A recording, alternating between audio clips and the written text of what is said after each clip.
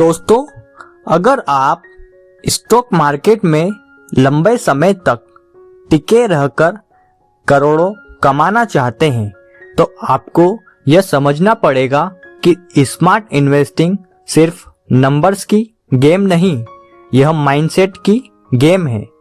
आज हम बात करेंगे उस व्यक्ति की जिसने वॉरेन बफेट को भी सिखाया कि कंपनी को खरीदो, शेयर को नहीं।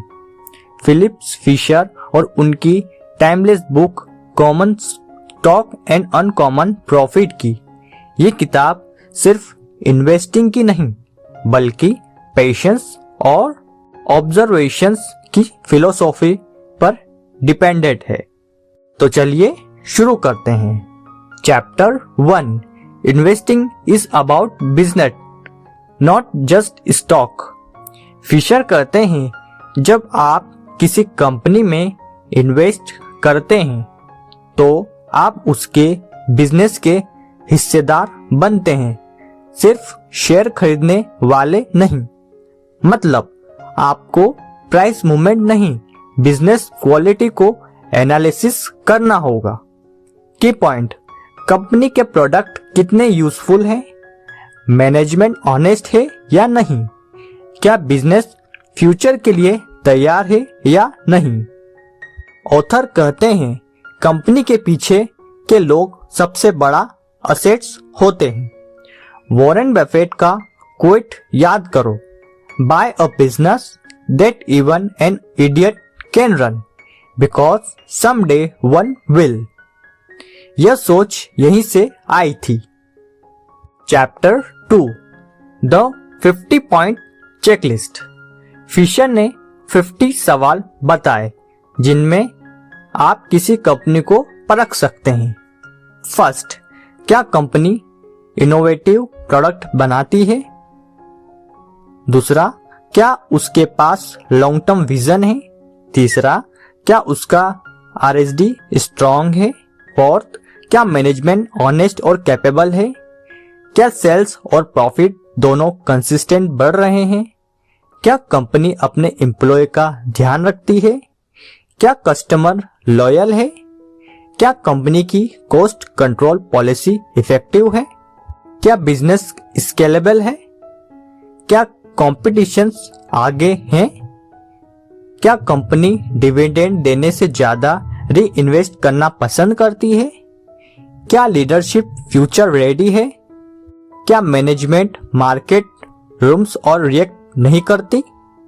क्या कंपनी डेप्ट फ्री या लो डेप्ट है? क्या कंपनी का vision long term growth oriented है? फिशर कहते हैं, अगर इन पॉइंट में कुछ पॉइंट भी अगर ट्रू है तो वो company long term gold mine बन सकती है। Chapter 3, the scuttlebutt technique. Fisher का सबसे फेमस कॉन्सेप्ट।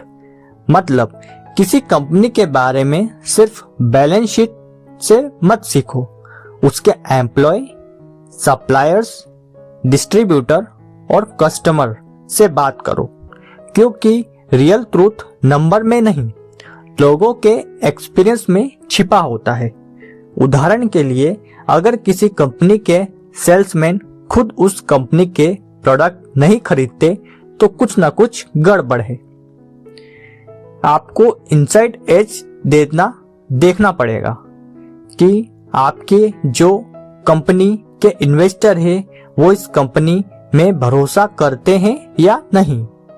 स्कल्टबर्ट आपको इनसाइड इंगेज देता है जो बड़े इन्वेस्टर को भी नहीं मिलता। आपको यह चीजें जरूर जाननी चाहिए। Chapter 4, when to buy and when to cell.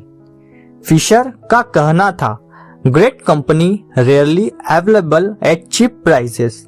मतलब बार्गेनिंग मत ढूंढो, क्वालिटी ढूंढो। बाय करो जब कंपनी का ग्रोथ क्लियर दिखे, मैनेजमेंट विजनरी और एथिकल हो, इंडस्ट्री राइजिंग ट्रेंड में हो।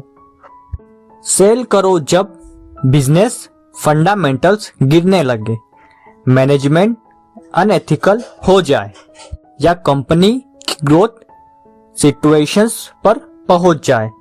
बाकी होल्ड इट फॉर एवर, क्योंकि वेल्थ बनती है पेशेंस से, पैनिक से नहीं। Chapter 5 long term mindset. Fisher का फोकस था don't invest for quick profit, invest for compounded growth. Compound effect तब काम करता है जब आप डिकेड्स तक होल्ड करते हैं। हर साल कंपनी प्रॉफिट बढ़ाती है और आपको वेल्थ ग्रो करने का मौका देती है। उदाहरण, 1 लाख अगर 20% CAGR से बढ़े तो 20 साल में 38 लाख बन जाता है। बस यह मैजिक है कंपाउंड इन्वेस्टिंग का। चैप्टर 6 वैल्यू प्लस ग्रोथ बराबर स्मार्ट इन्वेस्टिंग।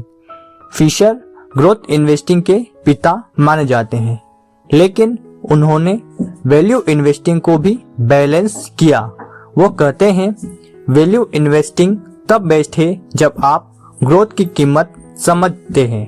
मतलब सस्ती कंपनी मत खरीदो, बल्कि वो कंपनी खरीदो जो फ्यूचर में महंगी बनेगी। Chapter 7 final takeaway. Invest in what you understand, trust great management, focus on growth not gossip, let time do the magic.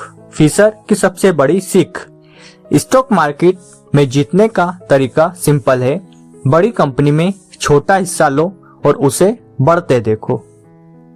तो दोस्तों, common stock and uncommon profit हमें सिखाती है कि सक्सेस लक से नहीं बल्कि ऑब्जर्वेशन, पेशेंस और कनेक्टिवेशन से आती है। अगर आप वॉरेन बफेट या राकेश झुनझुनवाला जैसे लीजेंड्स को एडमायर किया है तो याद रखिए आपकी इन्वेस्टिंग रूट्स यहीं से शुरू होती है।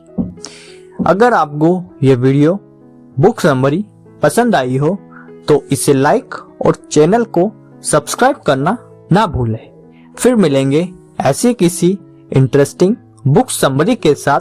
तब तक के लिए नमस्कार।